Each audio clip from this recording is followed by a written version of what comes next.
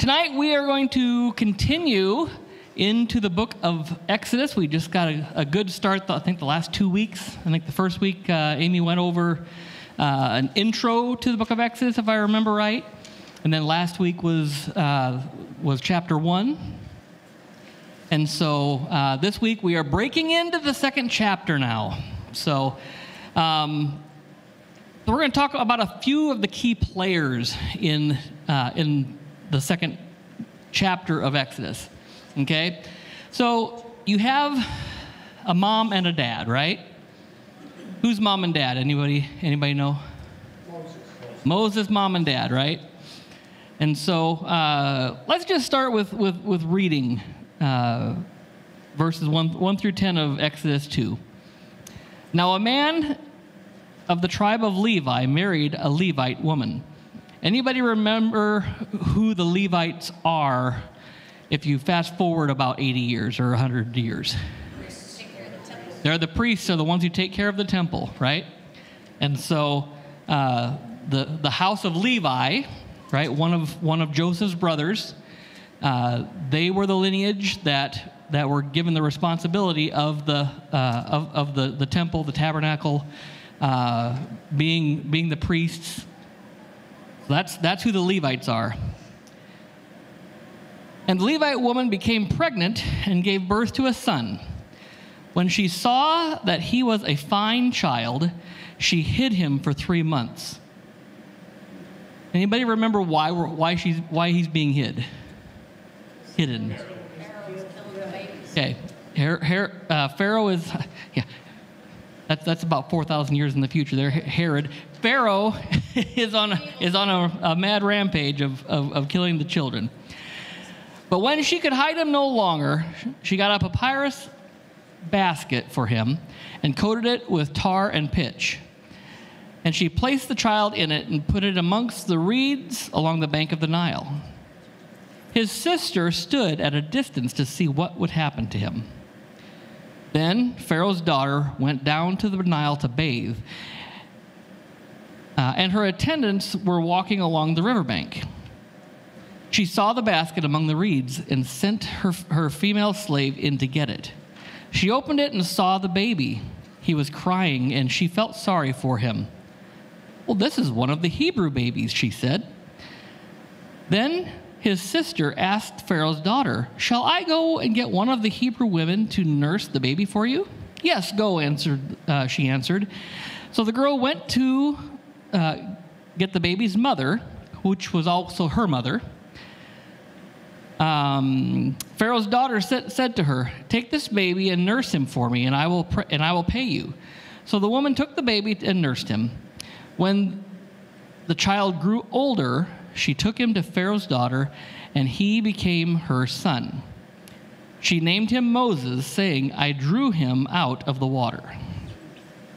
Okay, so we talked about the parents and what their lineage was. Then you also have a big sister, okay? What you don't know from this part of Genesis is that he also has an older brother, okay? Now, her older brother is 3 years older than Moses, okay? So if you think about, the happenings of chapter 1 in Genesis, there's a pretty good chance that Moses' brother survived the first edict of Pharaoh. That he could have been born during that time that the midwives were supposed to kill the baby boys. Okay, so there's nothing saying it definitely was, but the timeline is there that it could be, because we don't have a definite timeline of how long that edict was for the midwives to kill the baby boys when they were born. And we don't necessarily know how long the baby boys were supposed to be thrown into the Niles after they were born either. So it is a very possible thing that he survived the first attack from Pharaoh. Okay? His sister's name was Miriam, and we get that further down in Exodus chapter 7. And one thing that you'll notice as we go through the book of Exodus is that both Miriam and his brother, and does anybody remember his brother's name? Aaron. They both have a pretty big part in helping Moses with the leadership of the Israelites as they're leaving. Okay? And it's because they were all part of God's plan. And he preserved their, so God preserved all of their lives with Aaron, like I say, being 3 years older than Moses. Okay? So then you have this princess. Okay? And there are different people that give different relations of the princess to Pharaoh. Some will say it was his niece. Some will say different things. Most translations say it was his daughter, so I'm going that route. Okay. Whether they call it anything else, I'm going with what the Word of God says. So Pharaoh's daughter doesn't even get a name. I don't recall ever hearing or reading her name throughout the book of Genesis. But God had a plan for her in this whole story too, didn't he? Okay, and so it's good to think through all these different plans that are going on, because it's all the great setup that God puts out. Okay.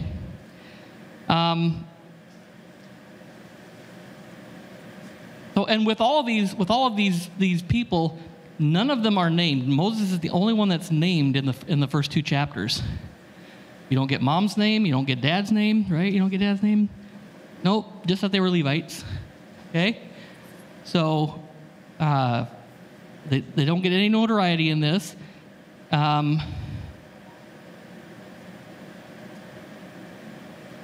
We do find out their names later on, like I said. Pharaoh's daughter doesn't even get named, as I mentioned. Why do you think that this is?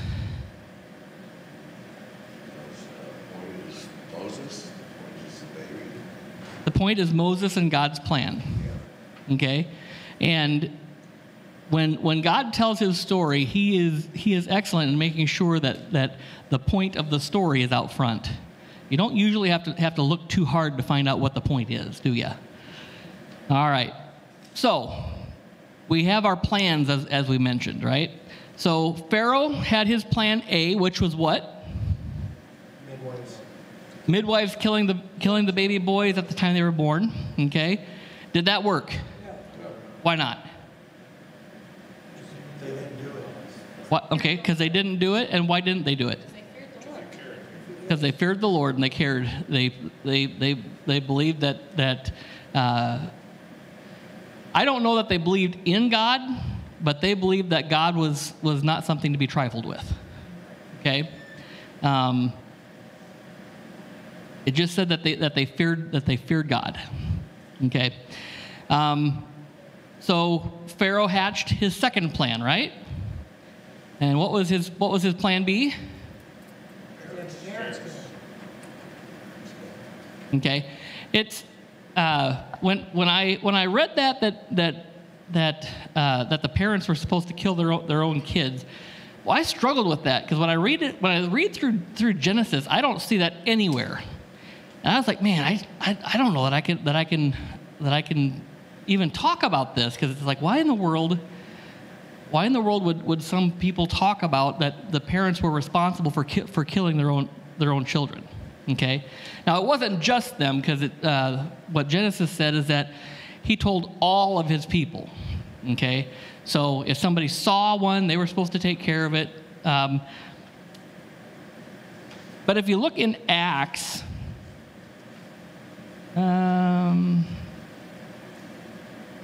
If you look in Acts chapter 7, verses 17 through 22, it says this: As time grew near for God to fulfill his promise to Abraham, the number of the people of Egypt had greatly increased. Then a new king, whom Joseph meant nothing to,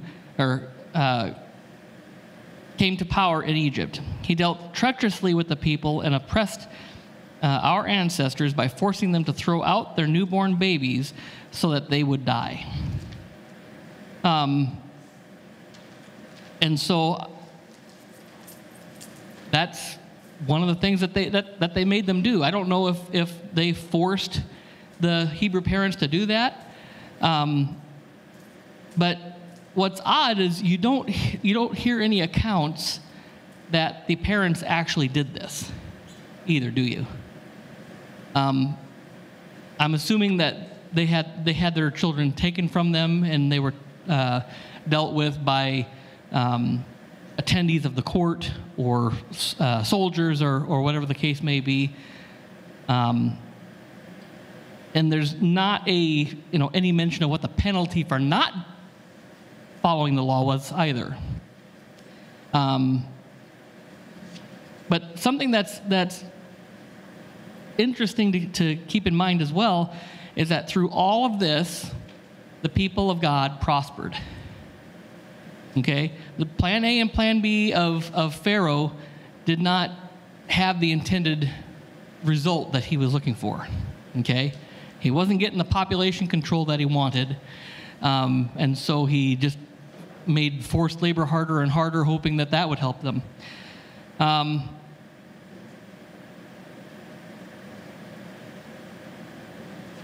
So when we look at Moses and we look at God's plan, Moses was God's plan A.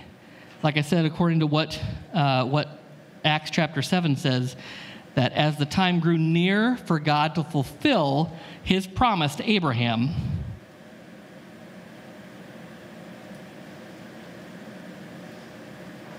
and then jump down to verse 20, Moses was born. So Moses was God's plan for the Israelites to be released from Egypt and to be taken back to the promised land that was given, the promise given to Abraham hundreds of years behind this. Okay, somewhere around 500 years at this point. Okay, 400 years of captivity, and Abraham was given that promise before any of his children were born.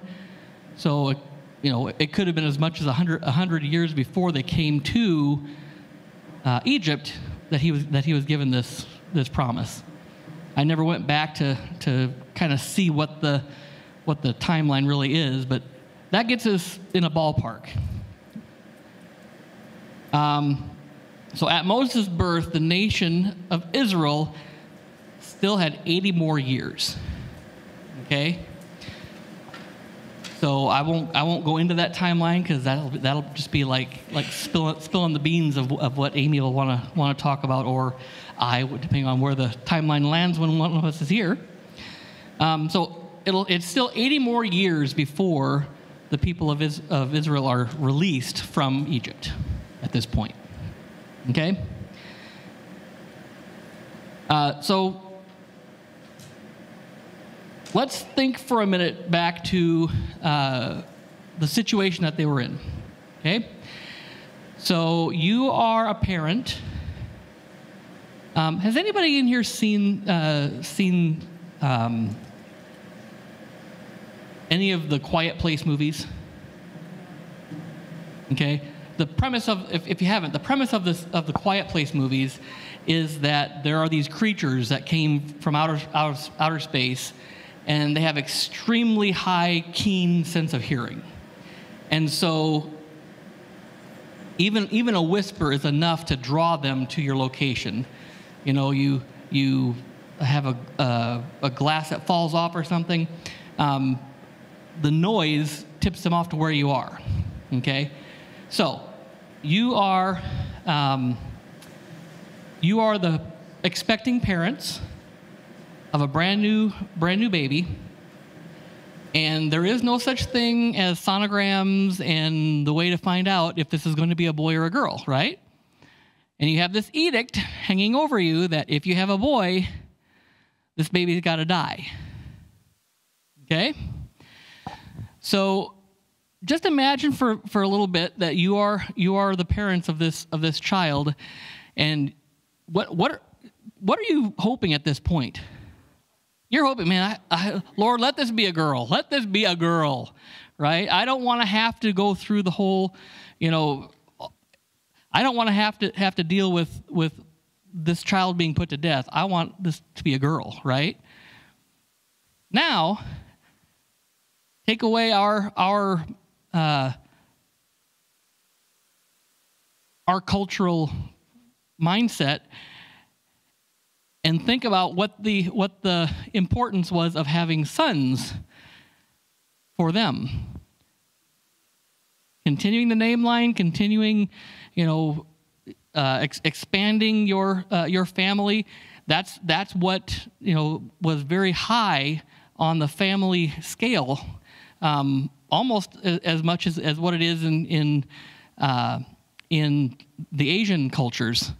You want a son, but now all of a sudden, I want a son, but I don't want a son. I want a son, but I don't. Okay. So now let's fast forward a few months down the road, and the mother is starting to show. So all of a sudden, what's happening around you? People are noticing, aren't they? So you have your friends who are noticing. And so what used to be, oh, you're going to have a baby. Imagine now what the tone to that sentence is. Oh, you're going to have a baby. And their thoughts are, I hope it's a girl, right? When this whole time it's, I hope you're having a boy, I hope you're having a girl. And then the day of delivery comes, and do you really want people to know when that day of delivery? You don't. Why? You don't want them to know what you have, and you want to have some time to be able to deal with what you have. So you're trying to do this as quietly as possible, right? Because you don't want the guards to find out. You don't want the magistrates to find out. You don't want the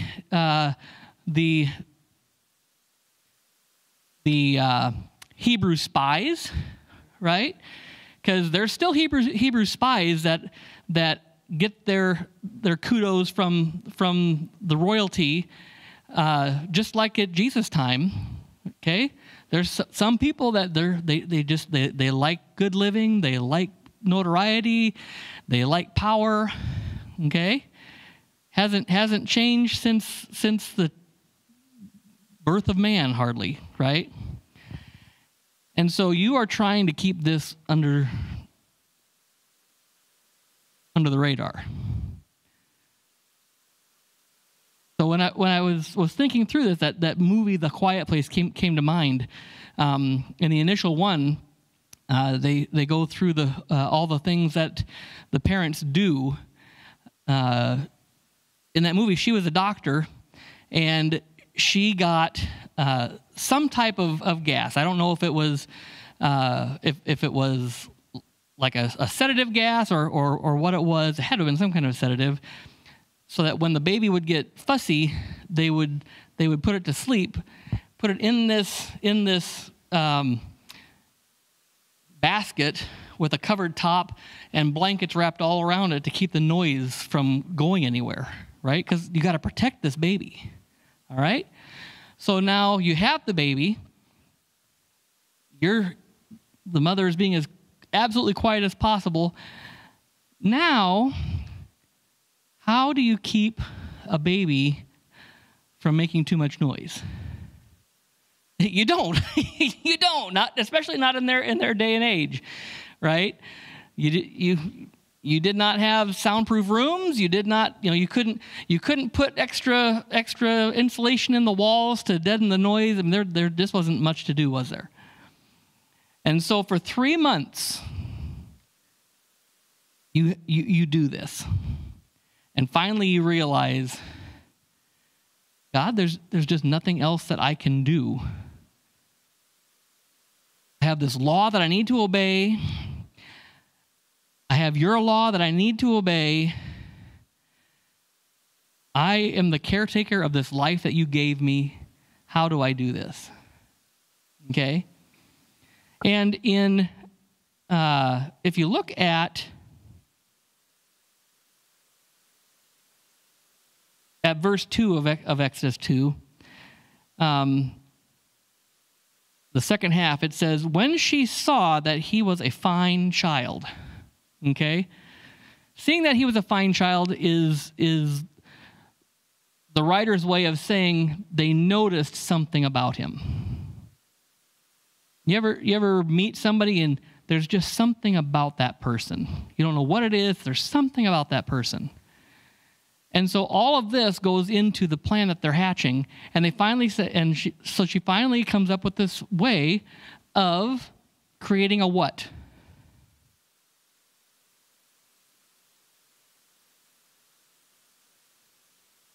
What does she put Moses in? What's the word that's used? Can you find it? An ark. Where else in the Bible do we hear about an ark? Okay, Noah's Ark and the Ark of the Covenant. It's the only two places in Scripture that you will hear about an ark. Okay, so this makes three places that an ark is used. Okay, tell me about the Noah's Ark. What was the purpose of Noah's Ark? Okay, to hold the people, to save them, to protect them, okay, and to repopulate and to deliver them, okay. It was the way to deliver the people from the flood, okay. So now you have Moses in his ark. What's the purpose of that ark? Keep them safe. The basket ark. Oh, okay. Yeah, same thing. Okay. It's to deliver, it is to protect the baby, and it's to deliver the people of Israel in the future. Okay? It's a way of God's protection and God's deliverance. Think about the Ark of the Covenant now. What were the purposes of the Ark of the Covenant? Okay, the presence of the Lord to do what?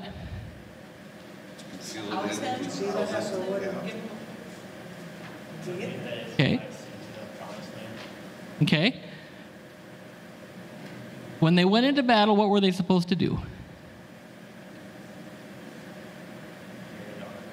Carry the Ark of the Covenant before them, because the presence of the Lord was supposed to do what? Go before them, protect them, and deliver them from their enemies. Okay? So all three of these arks have those same 3 or 4 characteristics. They're all meant to be protection. They were meant to be a mode of deliverance, and they were meant to be a way that God showed his sovereignty. Okay? So it was interesting. I hadn't until I saw the note asking what other areas in the Bible did it talk about an ark. I also started looking at that. That is just amazing if you think about it long enough, and you put 2 and 5 together. It takes a little longer to put 2 and 5 together than 2 and 2, right? So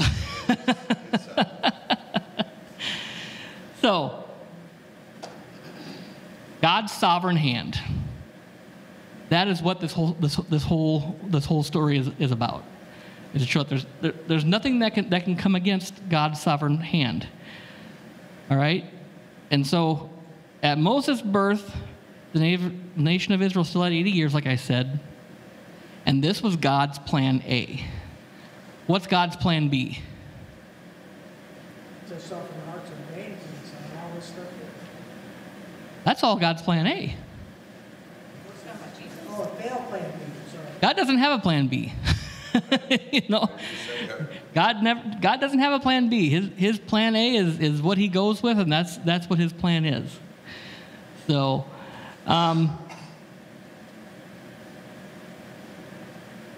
so we talk about Jochebed. Okay, that's Moses' mom that we learn about later in Exodus.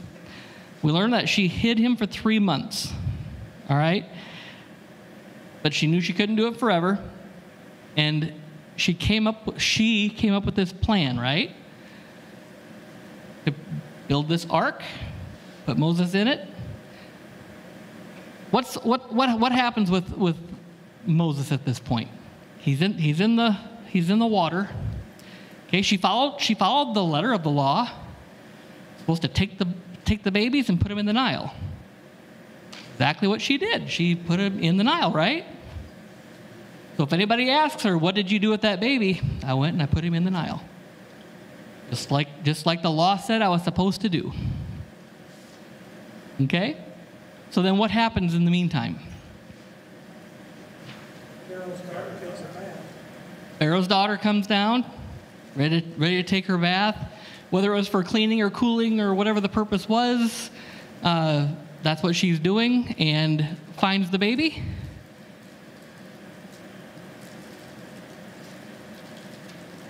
Who's watching at this time? Miriam. Okay?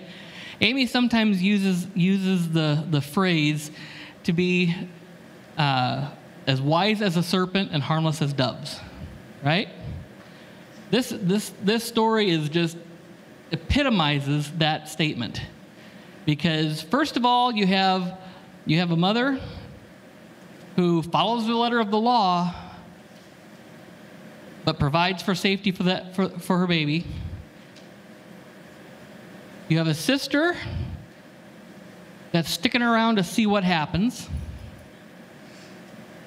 And then after the Pharaoh's daughter finds Moses, then what happens?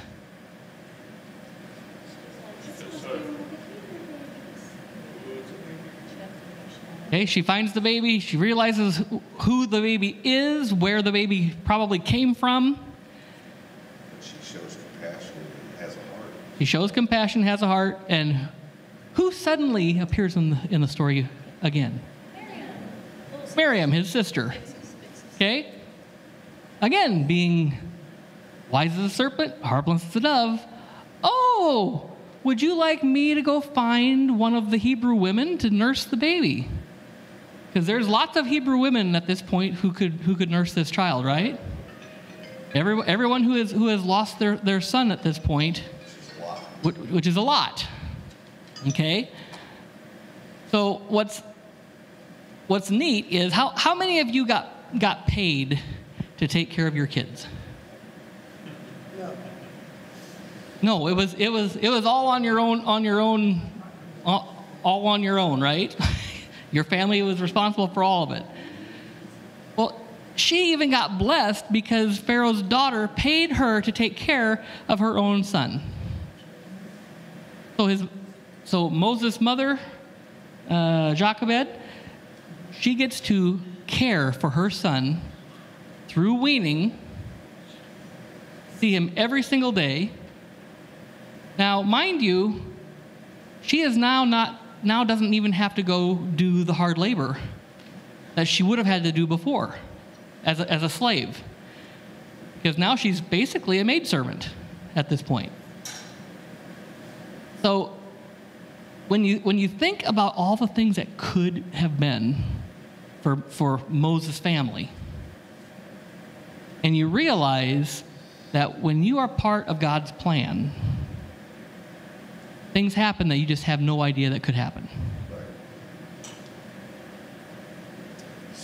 When Moses went in the water, I don't know if Jochebed thought, well, maybe some good person will find the baby and raise him as their own.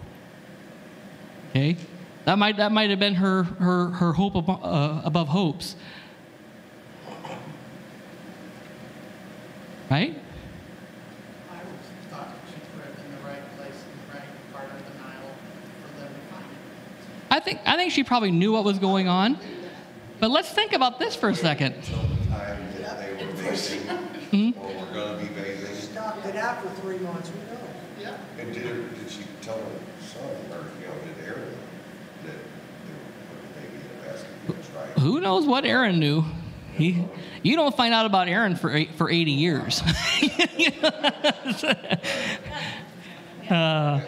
Okay, but if you so if you're Jochebed and you're wanting your baby to be found by somebody, do you want your baby to be found by Pharaoh's daughter? Unless she was known as a That's good, right? I don't know what she was known as, if she was known as being charitable or not. But all of a sudden, she's got Dad to say, Dad, look what followed me home. We got to take care of it, right? It has such cute eyes. It just looked at me. Yeah, I'm hurting. Yeah. Okay. Meanwhile, you have her father that he hates the Hebrews. He has no love lost for these people. But somehow he even has his heart softened for this child because he allows her to take care of it. Okay? Such neat stories when you actually take time to realize what's going on in them. All right? So yeah, big obstacles that were in the path that could have taken him out before he could even crawl. And we've talked about those. So what do you think was so special about this baby?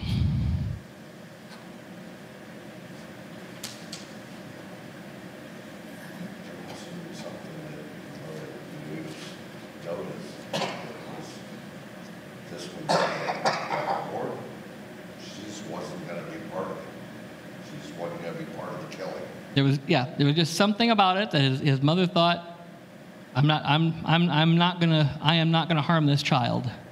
There's something about this child that I'm not gonna harm. Then you have Jochebed, or then you have Pharaoh's daughter, and she looks at the child, and she could have just as easily said, "Oh, it's a Hebrew child. Throw him back. He's not big enough. Throw him back." Right? But she looked at him, decided that there was something special about this child. And I think when you find somebody that has the mark of God on them, that it will cause everyone around to take notice and realize there is something about this person. Okay? Who else can you think of that the Bible said was kind of that way? Jesus, right? It said that he grew in stature and was loved by all. Paraphrase, and it's not exactly right, but it's the gist of it, right? And so Moses grew in stature. He grew in knowledge. He grew in training. He was able to learn from the greatest leaders of the day. If you'll think about it from corporate leadership of the day. Okay?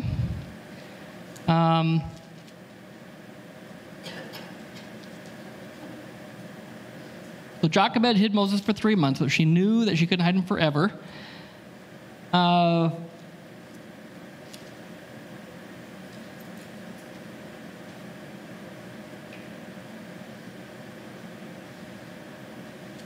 We had, Amy's talked about the Mitchell Manifesto a couple of times, I think, hasn't she?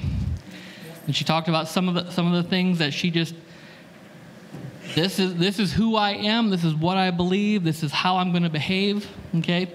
And so there's a little bit of the Mitchell Manifesto that says, I trust God with my kids' hearts, who he began a good work.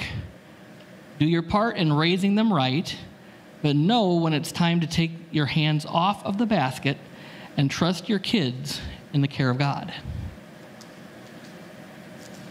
Jochebed had to do that pretty early in life, didn't she? Okay? There are times, like when your kids go to college. Now when they're 17, 18, some of them 19, depending upon when their birthday was. Sometimes it's hard even then to take your hands off, right? We have Pearl that's heading to college this year. We thought the way things looked that she was going to be spending 2 years at East Central, and out of nowhere, God provided her an extra scholarship that's paying for the rest of it, and now she gets to go to the college that she wanted to. And so, guess what? When God provides and God makes the way, you just got to suck the air through your teeth and say, yes, Lord. Right? We got to learn when to see when God's plan is at work and be able to take our hands off. And it's a hard lesson to figure out sometimes. All right, so the king, we talked about the ark, okay? And we talked about the letter of the law that Jochebed followed. I jumped ahead quite a bit when I was talking through this. She put him in the river safely. In the river, but safely. He was placed in a specific spot where he wouldn't float away, right? He wasn't put in the current. He wasn't put out in the middle where the basket would float somewhere. Yep. Some versions talk about the bulrushes that he was put inside. So he would have had cattails, if you would, growing up around that helped to keep him in place. Okay.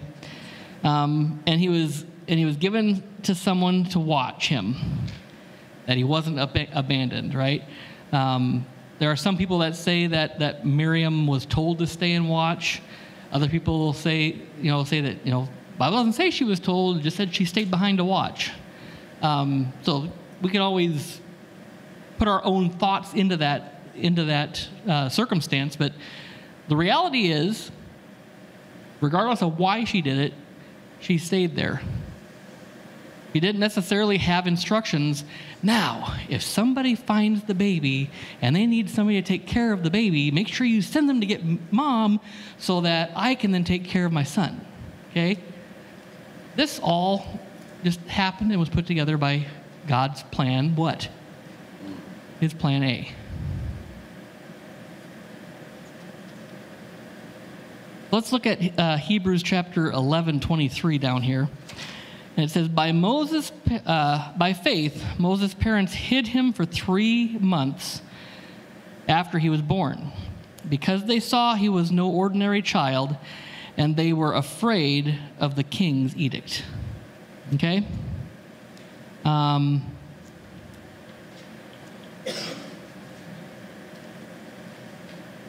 they afraid that if they followed through with the king's edict, that there'd be retribution from God because the baby would seem to be blessed, or they saw something in him that was above average or normal for a child, like low? I believe that his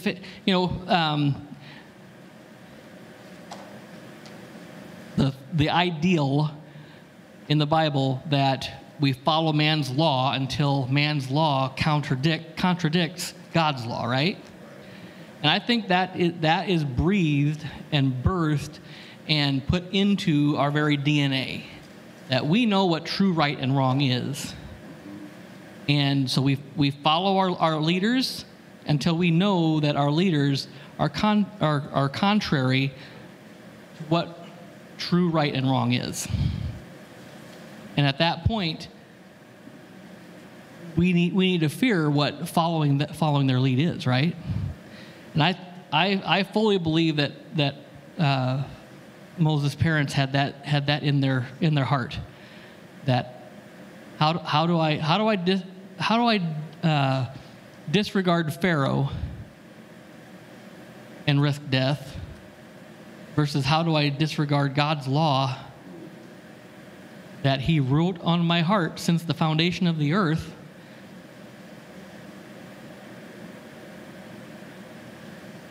knowing that I will have eternity to deal with him. So, yeah, they were definitely in a rock and a hard spot, and they finally realized that one of the rocks was still clay-like. Okay, that Pharaoh rock was still clay-like. They could mold it out of their way a little bit and skirt around that law. So a floating baby boy. Do we ever look through God's word and we look and we try and say, how in the world could this ever really be a plan that would work? You ever think that as you're going through your own life and something happens and it's like, Lord, I think I'm following you, but boy, this sure seems like a harebrained scheme right now, right? And then we get on the other side of it. Sometimes it's 5-6 years later, we look back, it's like, man, that was brilliant. I'm so glad that I was listening. So the takeaway from this tonight is we need to make sure that we're listening to God's whisper into our heart when it comes to time to make plans for our life, for the life of our kids, for the life of those around us, for decisions as they come.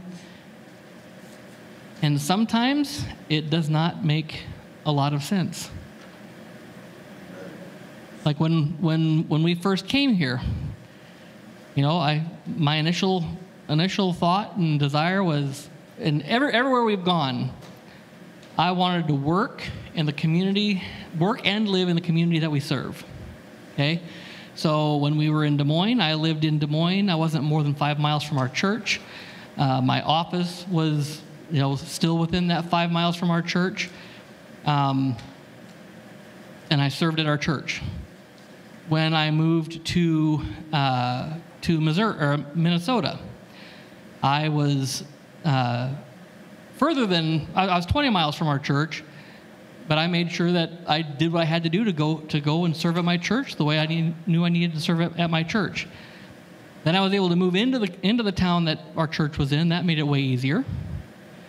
We moved to Champaign, Illinois, and we lived in the city of Champaign. We made sure we were within a certain distance from our church because that's where God had for us to be.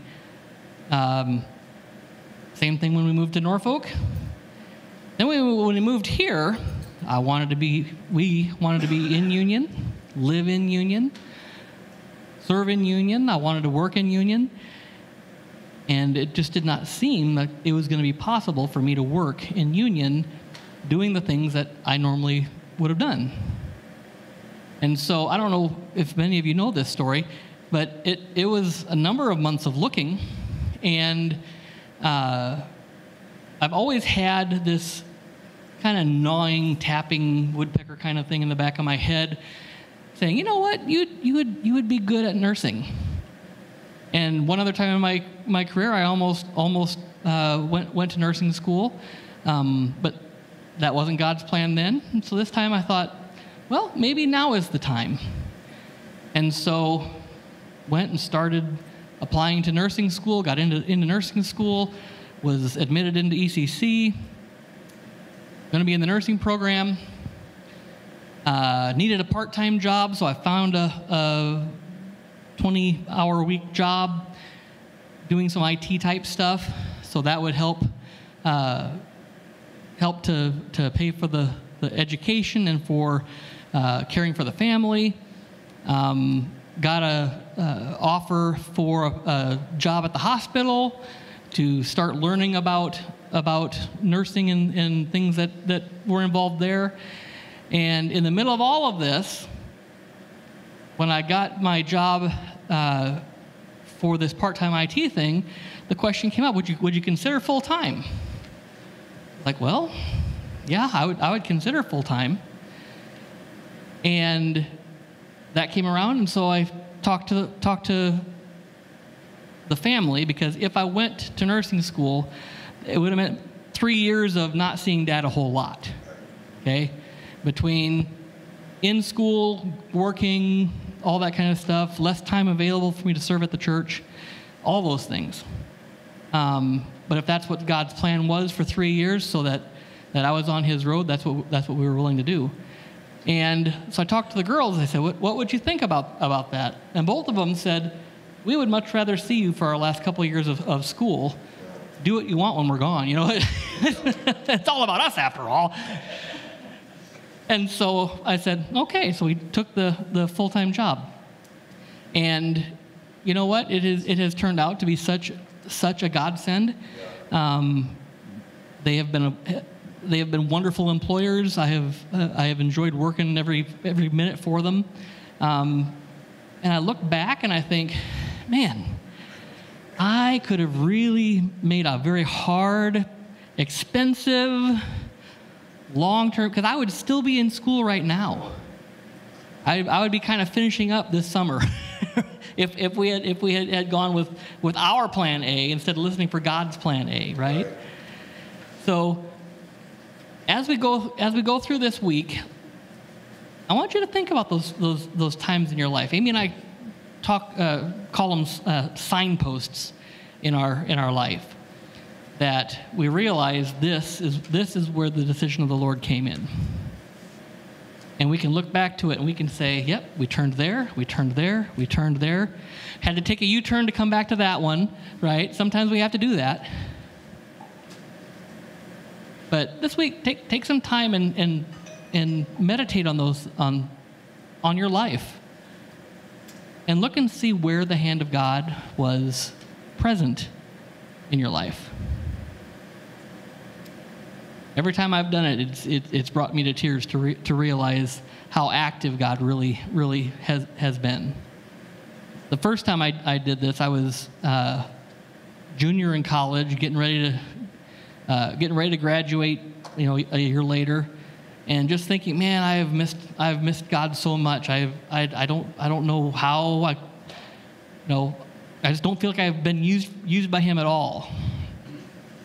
And He woke me up at 2 a.m, said, I want you to go down to your computer, and I want you to turn it on, and I want you to start typing what I put into your mind. And so for 2 hours, I spent time writing the story of my life and seeing how God took this kid who had learning difficulties,